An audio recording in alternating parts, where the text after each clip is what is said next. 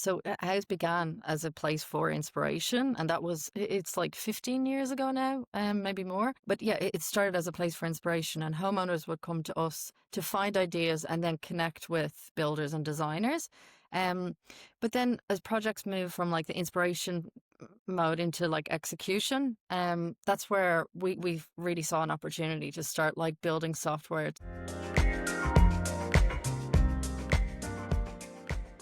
Welcome everybody to another episode of the Build Smart Blueprint. Very excited today to have Annie Slattery from Houzz.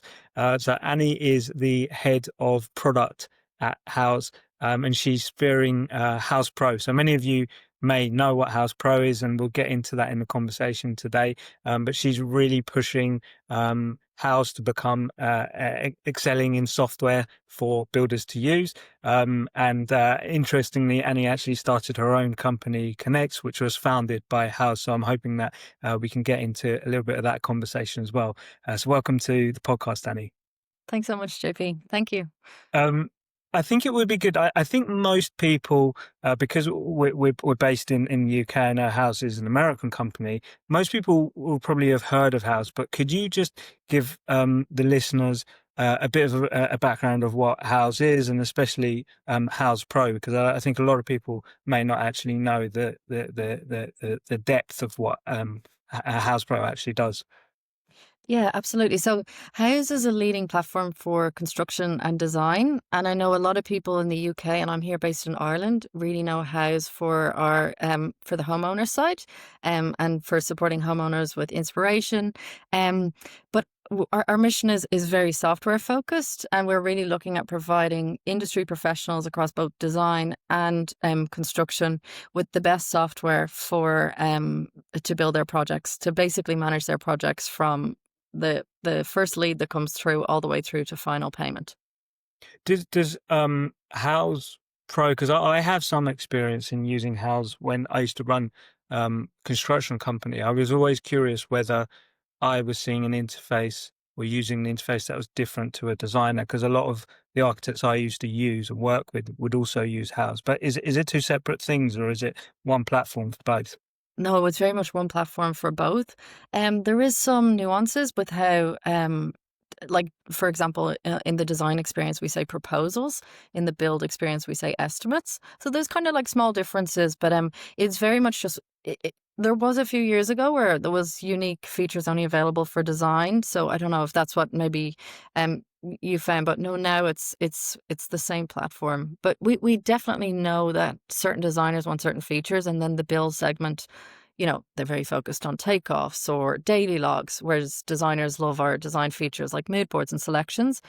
So we do try and like customize the onboarding experience and just the experience you have relative to like the goals of your project. And did it start off as just serving designers and then moved on to builders? And also, did it start off, because I think most people really know Houzz as lead generation, because that was always kind of the big thing. They've got the eyes of the homeowner, because they're looking for them for inspiration, and then it's an easy sell to then say, well, here's a builder that can deliver that. Is that where it kind of started off as? Yeah, that's exactly where it started. So Houzz began as a place for inspiration, and it's like 15 years ago now, maybe more.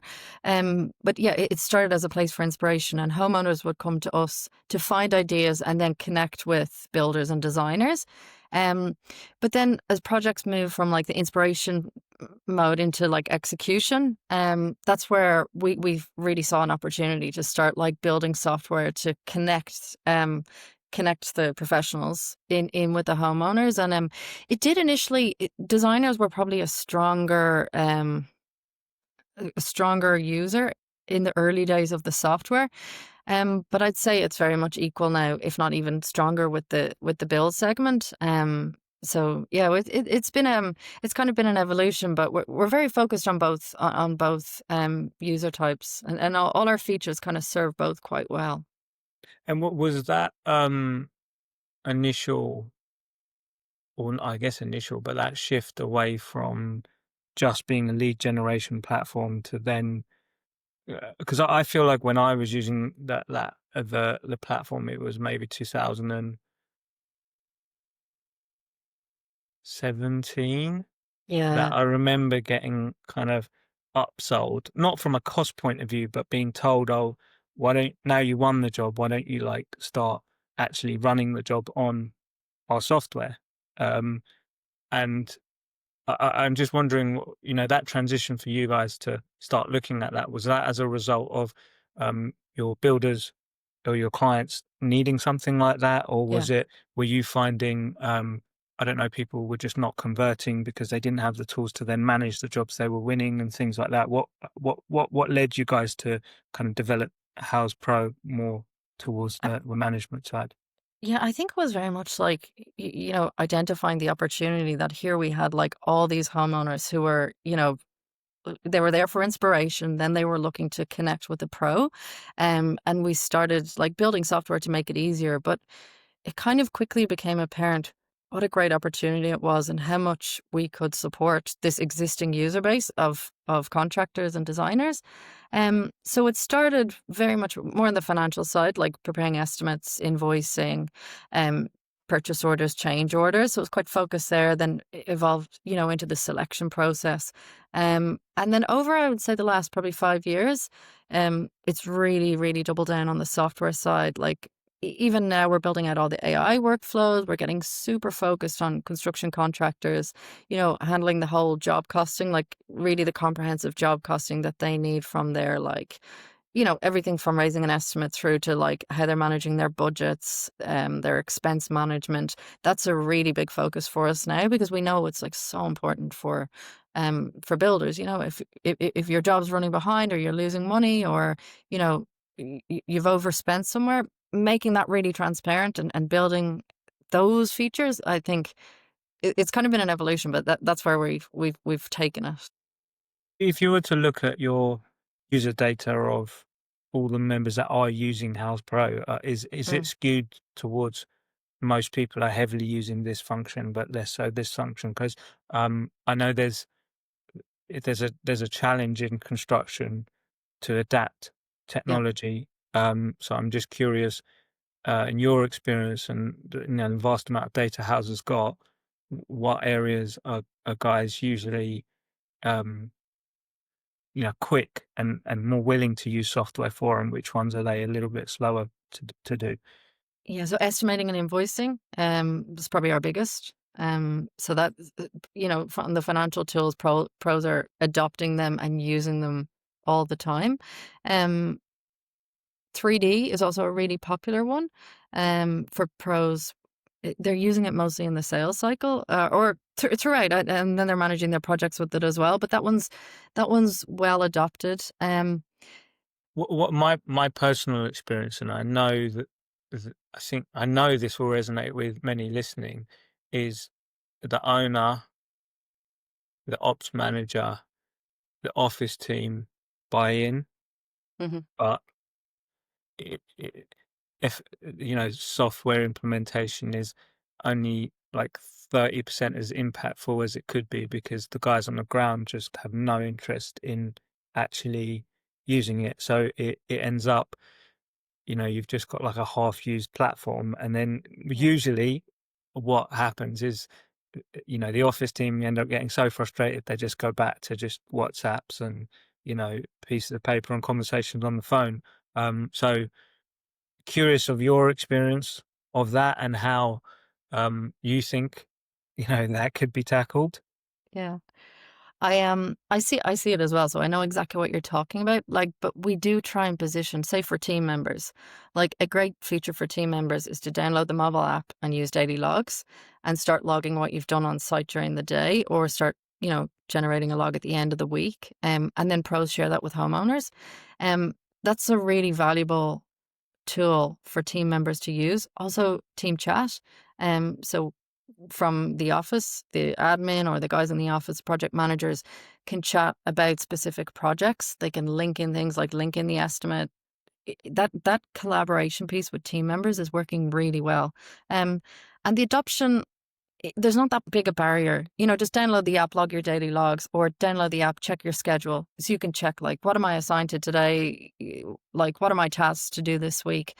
So that's been quite good. But yeah, if you're gonna like start overwhelming, like, we've got very defined personas. So they're called field crew. So they're basically the guys in the field, and the guys in the field have a subset of features that we expect. Again, there's permission, so they're not getting access to like the financial side, the estimating, the invoicing. They're not seeing the margins that the business owner and the admin are managing. So I think that's kind of just making sure that we're catering to the right person, and we're not overloading anybody with stuff that they don't need. Yeah. And I know when we spoke before, we were talking about the kind of contractors under the sort of small contractors under the £1 million contract value type Yeah. is generally the profile of contractor that's served by Houzz Pro, I believe. Yeah, 1 million, but no, all the way up to like 20 million. So we've got big contractors on there as well, running like multiple jobs. But yeah, the million will be our sweet spot, or sweet Yeah, spot and in so the UK. I guess it I've found that that kind of size underutilizing technology the most, it seems like. But Yeah. also probably it's weird because they're the most agile because there's the least number of hoops to jump. There's probably just one decision Hmm. maker that could buy the software and roll it out in a week if they needed to. But also they're kind of the slowest too. So is that is that something that you guys have intentionally focused on, that being the market, or your kind of sweet spot, or is that just where it's fallen into that? Because predominantly, I think that's where House started, right? Because Yeah. you've got homeowners, and most homeowners, when they're trying to build, their jobs are not going to cost more than £1 million usually. So you inevitably had a platform of homeowners. So I'm just curious about that. Yeah, residential is definitely our sweet spot. Um, and if we're just looking at like dealing directly with the homeowner, so the pros that are working on those type of jobs, it's always about helping them find an aha moment. And a feature like takeoffs is like perfect for that, because you think about takeoffs, the typical or the old school way was like printing out plans on A1, like, those random size, getting your scale ruler, your highlighters, sitting down, and so many pros still do that. So I think being able to show like digital on-screen takeoffs, you see in a second, okay, I don't need to go print out plans. I can measure this. I'm seeing like the quantities that I need. Now I can put a price beside it. I can add a wastage. And before I know it, something that took me a couple of hours, I can start getting done in like half an hour. So I think having those aha moments for those pros in and around the million mark, has been that's kind of been really critical to start with something simple and just really, really catch on. Um, so I think that's been important with adopting technology. Also, the project schedule, trying to keep your job on track. It's being able to communicate well with the homeowner. I think we see like there's certain type of pros who really care about that, and they pride themselves on like the professional estimate, the nice branding, the company logo, and then being able to follow through with the client dashboard where they're tracking how the project goes. And I think, again, when a client's so satisfied with both the job and how the job was ran, and then they start promoting that, it just makes it easier for pros to really decide to like invest time and learn in adopting more When tools. you are, because obviously you've onboarded many contractors, Yeah. and I imagine you spend most of your day looking at people's usage and how to optimize it and how to get more from it. Uh, so from your experience, what is what does successful onboarding look like? How, what can you give some examples of some contractors that have, really done well to implement things and actually see some value quickly? Because Quickly, I yeah. think a lot of people get excited when they hear about the ability to do like digital takeoffs and all these things that you're saying, daily logs that go straight to the client and Gantt charts, Right. but it can be quite overwhelming, especially if you're still doing it on pen and paper and things like that. So it'd be great if you could give some Yeah, insight yeah, into yeah. kind of what successful uh, case studies or what have you you've I seen? always think it's I always think it's good to start at the start of a project. Like, when people are in the middle of a project and then they're trying to like adopt a new technology in the middle, it's always hard. So I think estimates is always a good place to start. You've got a new lead, whether you've won the lead on house or it's been referred into you. And then you start with the estimating or if you've got plans, that you do a takeoff and do the estimate. So that's always a good place to start. And it's quite like a natural progression then for your estimate. If you win the job, convert it into an invoice, get your payment through Houzz. Like that's quite a simple work stream that you can bring online. And I know in the UK as well, there's some maybe I'm not as up to speed as I should be, but there's a new law, right, that everybody has to do their filings online. So use a platform like Zero. Hmm. Yeah, So I think making tax digital or something it's called, I making think. text digital, yeah, we've actually like chatted to the guys at Zero about like the implications of that. But I think, being able to then connect in with your accounting software, we're integrated with Zero and QuickBooks. So if you just move online and do a simple workflow like that and get started there, that's a great, that's a great way that we've seen that pros start going, okay, this is an easier way than doing it in pen and paper. Hmm. And then you start layering in, you've won the job, now you're in the management phase. Like, why don't I can start logging daily logs or, we have collaboration tools with subcontractors as well. So if builders are working with subcontractors, you can start sharing the schedule with your subcontractors and that's probably more advanced in the flow that you would start collaborating with your subcontractors and your team members. Um, but definitely I think getting the financial piece and then also tracking that through your budget. Just such a it's not that complex if you're not, even if you're not using technology, it's not overly complex to start managing that online and it's just so much better. Less things get missed. You're able to build like, a healthier business, earlier warning signs if you're running behind. So that's kind of like a 0 to 1 and kind of where we see pros successfully Okay, starting. so you're saying you suggest to start from the natural flow of the project, winning the project, and then Yeah. work on winning it, and um, then through to actually how you're going to build it. How about in terms of the more specifics of like who do you usually suggest to start training on the software? Which leaders in the company? How early do you integrate? The site team. How do you suggest? Training the site team on it. Like, what have you found works Yeah. well, and what have you found doesn't work well? If you were to just look, over the cases of all the different types of users that you have on the platform. Yeah, absolutely. So we have onboarding specialists at House, so people who are like, day in, day out working with pros to help them get set up on the software.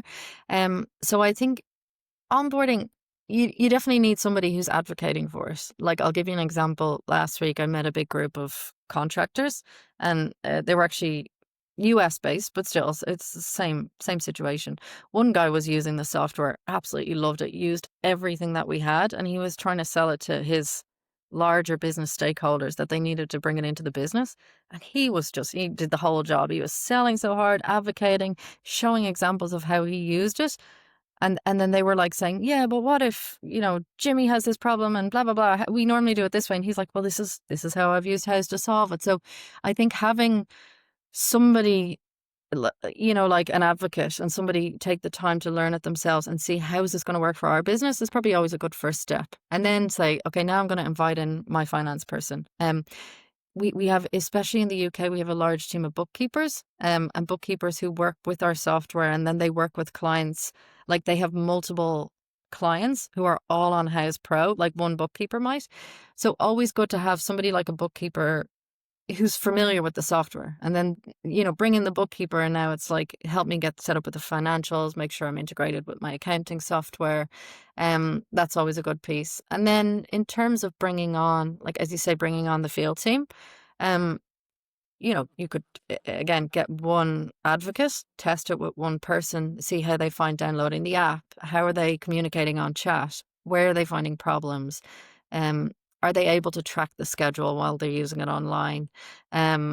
if they have problems with views, permissions, like we set default permissions based on who we think you are. So if you're signing up as a field crew, you're going to be slightly restricted in what you can see, but all that can be changed by the admin. So I think there's a bit of customization needed with how the business is run.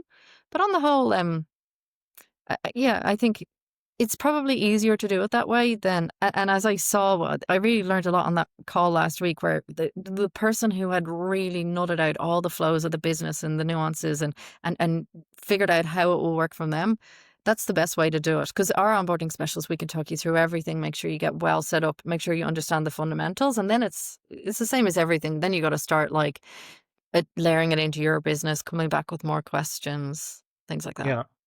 So one of the I definitely, because over the last couple of years, uh, we as a company have done some consulting to help implement different softwares into construction Ah, companies, okay. Yeah. and I've definitely seen the difference when you've got a champion Mm. that isn't the owner, because everyone thinks, oh, obviously the owner wants to put software because you track your people, you're more on top of the money, makes you leaner. But when you get somebody championing it that isn't a Isn't the owner. shareholder of the company, that's different. um I also have found that when there's this kind of reoccurring crossroads when looking at software for construction, where, and especially at the sort of scale that we're talking about, these kind of smaller contractors, where there's a set process and either the process needs to change to fit the software and the way the software does it, or the software needs to be able to adapt to the current process. And um, it it's nearly always, to be honest, reverts back to, oh, the software's shit. We've Yeah. got to just keep doing the way we do it because it works. So I yeah, I'm just curious about your experience of that, because we whenever we were in that conversation, because we didn't own the software, it didn't really matter to us. We were just trying to help. But you kind of sit on the side where, well, you kind of, your Yeah, software's not shit. You I can't get it. say that. So I'm just curious, like, what, Yeah. when you have that, and I'm sure you must have that, Oh, people yeah, of course, complaining of course, of to course. you saying, I it think doesn't work for my way of doing it because my way is so special and all of that. what as a product person and like with my team, flexibility is key. So every time we build something, it's like, no, it can't be too rigid. Like, you're building cost codes. We have to accept that everybody has, yes, there's a standard format for cost codes and there's a standard job costing process, but people use things in different ways. They want to see it different ways. So we need to be flexible. Um, within limits, like you have to, when you're developing products, particularly, you have to know best practice. It has to work well. It has to be, it has to do the job it needs to do. But I think we get it, especially with construction contractors. They've all got their own way of doing things. And so much of it is around like adapting an Excel to like suit a gazillion different purposes, or like spreadsheets, how are they twisted and turned to suit them. So we do need to be flexible. But I would say another thing with Houzz and with our product team is like we're talking to customers all the time. So we do really take on feedback and like always interested to know, okay, what way do you do it? And then we take it back to our team and say, okay, is this like a total edge case that we're never going to bill for? And then we'll be fully transparent. You know what? Like we can't do it that way. Or is this something that probably applies to a wide range of pros? Like, how can we build in the flexibility to make it work from them? And I think that's how we've really grown. Like all our features, we get it quite a lot, where people come back to us and go, "Oh my God, you listen. Oh my God, you listen." And when we hear that, we get that feedback quite a bit. And it's like, yeah, of course, we're always listening and always like building and iterating based on what the customers want. Because at the end of the day, everyone wants flexibility, but there's only, it's that it's not that wildly different. And if it is that wildly different, then it's probably not like, we're not a good fit for what the person needs, and they could Yeah. find maybe a better Yeah, because solution. I think you touched on something kind of almost in defense of software and product people like yourself that I think often builders don't understand. The more flexible, and tell me if I'm wrong, but the more Yeah, yeah. flexible you make it, the more complex it is for the user to try and navigate the software, right? Because uh, sometimes you have some, I'm not going to say names of the softwares, but you have some where there's so many options that you then need to hire a consultant or an IT person to then implement or change it or run it or do anything. Yeah, Whereas I guess you're trying to find that balance between a software that people can just use day to day, but also has some flexibility to adapt yeah. to the business needs. That's exactly it. We definitely don't wanna make it so complex, that you need to hire someone to run it, because I think that defeats the whole purpose. Like, software should be simple to use. It should be easy to adopt. Yes, it takes time. I think because we have this all-in-one offering, it can be overwhelming, so that's where we do try and, like, compartmentalize things like, okay, just tackle the planning phase, tackle the project management phase. Um, but yeah, no, we wouldn't try and build so much flexibility shouldn't mean complexity. If like, Hmm. it shouldn't result in that. It should just mean that, you've got two different businesses with the same end goal, but they do things differently. We should be able to kind of just manage and be able to handle that. A lot of software companies, including yourselves, are originally from the States, right? Yes. And the some of the terminology, some of the ways of doing things, some of the just even the construction practices, way contracts are set up and things are different. Um, and this goes on to that kind of flexibility thing, Hmm. where that's a complex problem I think to solve, that having lots of different basically companies. But have you found a way of solving that, or is it just, well, you just got to go where your biggest market is, and everyone else has to just deal with it? No, no, not at all. So we have a localization team. So in every market that we're in, we have a localization team who's Okay. very focused on that market. So we have a team in the UK, who are very focused on making sure language, terminology, pricing, like everything is localized and it feels like we're a UK business. We integrate with Zero in the UK. We show in our pricing catalog, we show like local pounds pricing. Like we try and make sure that we don't feel like this US company that's we don't care that you're actually in a different region. So there is a big focus on that. There's nuances though, like in the UK, for example, we always get requests for like dual currency, like euros and sterling. Whereas in the US, that's not a problem. Everything's in Hmm. dollars. Hmm. Maybe US dollars, Canadian dollars. But these are things that we then just need to prioritize, like you know VAT, all these different things. But yeah, we the localization team works hard on that, and So when I'm curious, when you say that you are quite lean when it comes to making changes and taking feedback, do you then just update the whole software? Or are you saying you are updating local kind of to the country, or even individual yeah, users' accounts? no. How does that work? No, never individual users accounts. Different access, yes, but like no, we'd never launch a feature for a specific user. But yeah, we have like house.co.uk, which is a different experience.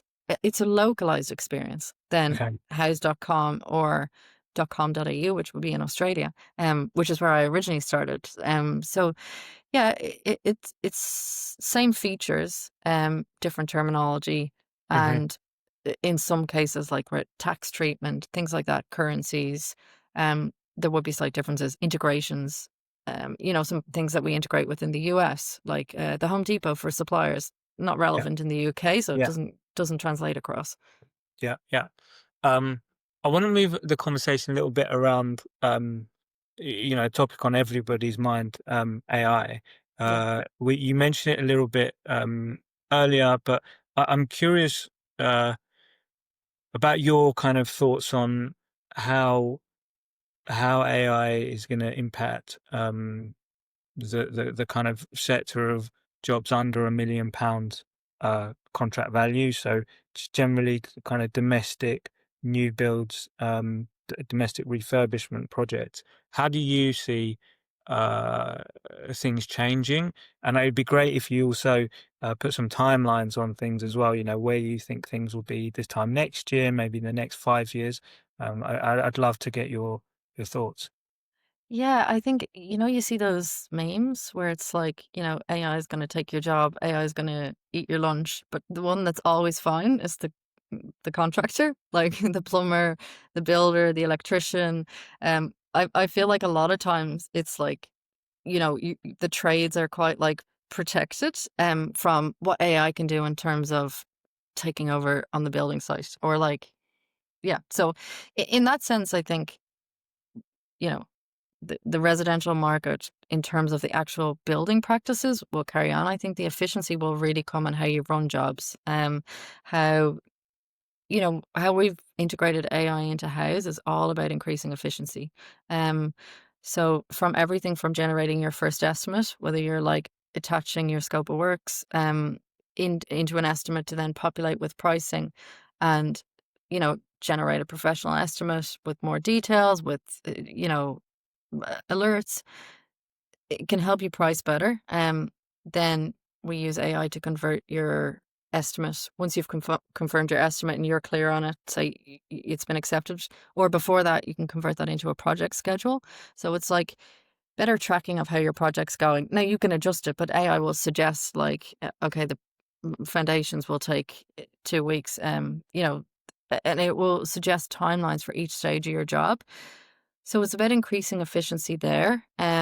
We've got, an AI assistant coming, which can help you like ask which projects ran over last month, which projects ran over last year, where am I losing money, where am I gaining money, what team members weren't working as efficiently as possible. So just all these like really valuable insights is something that I think AI can help construction businesses of all sizes just run more efficiently. And I think a lot of it ties back to the financial piece of just making sure that you're staying ahead, you're like pricing jobs well, you're making sure to avoid cost overruns. Um, so I think it can really only help there. And yeah, I mean, I understand that these features that you've mentioned there are still quite early stage, right? And maybe users are not yet actually able to access them. It sounds like they're all being rolled out. But they can, when yeah, a you lot. when well, gone, sorry. Oh, sorry, I was going to say a lot of them they can, yeah, like so AI generated estimates is there, translating into a schedule is there, AI takeoffs is there. So there's a lot that's there and ready to go already. Um, yeah. So I guess my question two part. One is, like, my guess is that it's mainly at early adopter stage where not everybody's quite using it. And that, and the second part of that, and tell me if I'm accurate with that, is when do you see this being like common practice for guys to be able to turn around estimates almost instantly or very quickly? Because the knock-on effect of that is customers will get their estimates, while the person's leaving the door. And Yeah. it would be very obvious that that was done by AI, and it would almost be an expectation that, things are all done quickly. So, how quickly do you think that that's actually going to be a reality? Well, when we're kind of building out our AI strategy and like building AI into the product, we've been really careful to make sure that we're building it into the workflows. So you don't have to make this conscious decision that I'm going to adopt software and I'm going to start using AI. It's more like it's just it's like a natural progression. Like, do you want to create an estimate? Sure. Do you want to upload? Like, do you want to start by uploading a document? Do you want to start from scratch or do you want to generate it with AI? And say if you say with AI, you give it like a detailed prompt. So you say the location, high end, like a high end new build, and give the postcode and give some details, and that's how it will start. Now, there's that estimate's never going to be perfect. You're not going to be able to hit send on that straight away. Of course, you need to like add your own markup, review everything, make sure it's like in line with your business. But the AI will, it will get smarter based on knowing how you price jobs, how you run your business.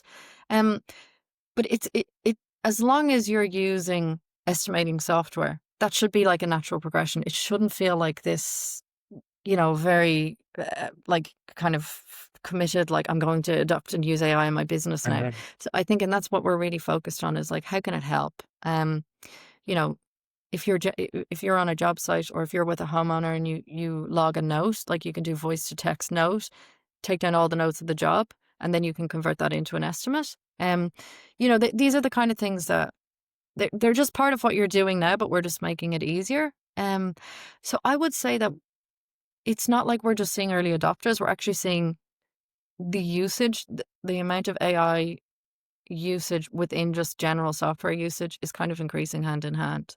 But that's how we want to see it. And that's where we'd like to go, with houses, bringing all that in house, that you, on your account, you can ask anything, and anything that's, we've got all your project data, all your business data of like how things are moving, and then we can just help you make smarter decisions and give you more Mm. feedback. So that's kind of like, Area that I have always seen contractors underperforming, that seems like a really easy, quick win.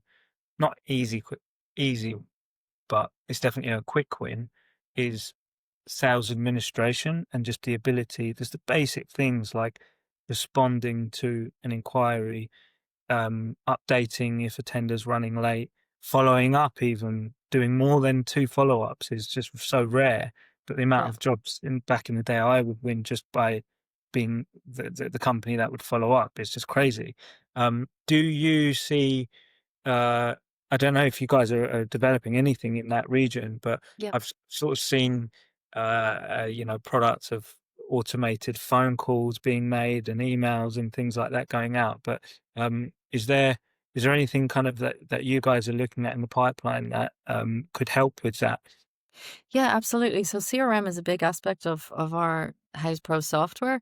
So you can track your leads, you can track where they are in the funnel. We've got comprehensive lead insights, so just details on how your leads are performing. And then we've just rolled out nudges recently, which is like, you can do smart nudges and set the you know the cadence for how you want to follow up, do check-ins with homeowners. So all that's already there, and we're only improving upon that.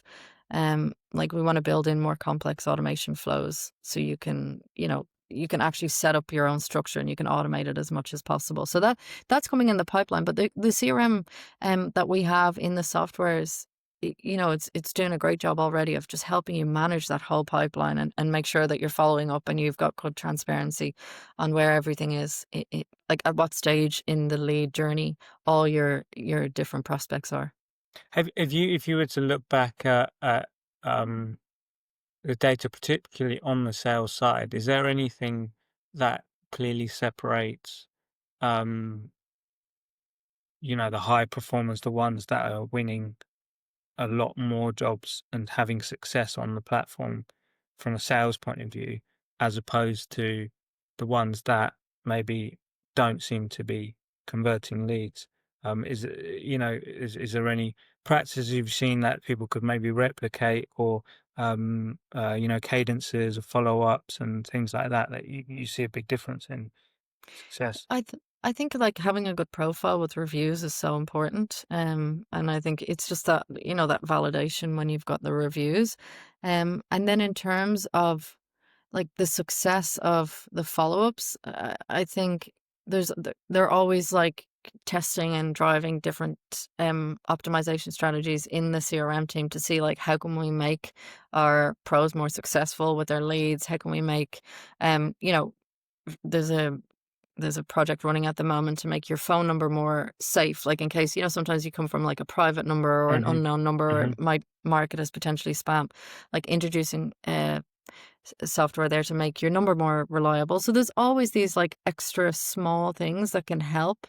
But if you've already got a relationship, or you've got a strong referral coming in, I think it's about just that, having your profile polished, making sure that, like, the communication and the documentation you're sending the customer in the early days, it's really important. I'm building my own house at the moment, and, like, when you get that like electrical quote sent, and it's like beautifully broken down by room, and you can see like everything that's included, you've got like a selections and allowances budget. It's like, oh wow, this is like so impressive. And then you've got like another trade who's saying, um you know here, I'll do this for you for 10K or what, whatever. Number at the bottom, yeah. Yeah, 'cause Yeah, I guess it sets an expectation. If that's how you're gonna do the quote, then that's probably how you're gonna build it as well. exactly. And I'm Um, like, oh well, but, I'm definitely gonna go with this guy, even if it mm, is a bit more expensive. I feel like, yeah, I feel like this is gonna be like a really professionally well run job, and I'm gonna be updated in the process. So I think that first, those first interactions, the more professional they are, the more kind of confidence you'll give the client. so we talked, yeah, about finding a champion in your business, um, to help with the implementation of successful implementation of software like Houzz Pro. We've talked about starting at the beginning of the Hmm. process to help with implementation. Um, as we kind of start to wrap this up, is there any other um, areas that you feel, or any hints or tips you can give to those that are maybe listening to this and excited by the idea of rolling something out? Any advice that you could give? I would say just like, reach out, do a trial, give it a try, and start small, and that's again like estimating our takeoffs. th- I am a bit biased towards the takeoffs because that's where I started with my business, but you just get that aha moment so quickly when you do a digital takeoff if you haven't already been. Um, so I think it's about, yeah, just starting small, getting a bit of your workflow into the platform, doing a good trial, and then expanding and just growing from there. Amazing. So, what is the best way that uh, someone that is interested? I mean, we'll everybody knows, I think, house.co.uk, but is there a particular route that people can take if they wanted to test out? Is there a kind of a trial option or anything like that, so Yeah, people yeah. can see how that works? Yeah, you can do a 30-day free trial. So you can, and on the free trial, I think there's, you can try and get set up with a small part of your business. Of course, always reach out. There's like customer support, onboarding specialists, because everybody knows that it's great to like try something yourself, but also it's great to have a helping hand. So I think there's a good balance there of like getting shown how everything works, and then giving it a go yourself with your own business. But yeah, starting on the 30-day free trial is always a great way to give it a go. Amazing. So we'll Yeah, put the link in the description if somebody wanted to check you guys out. But thank you for yeah. joining us on today's call. Yeah, brilliant. Sorry, it was great to chat. Thank you.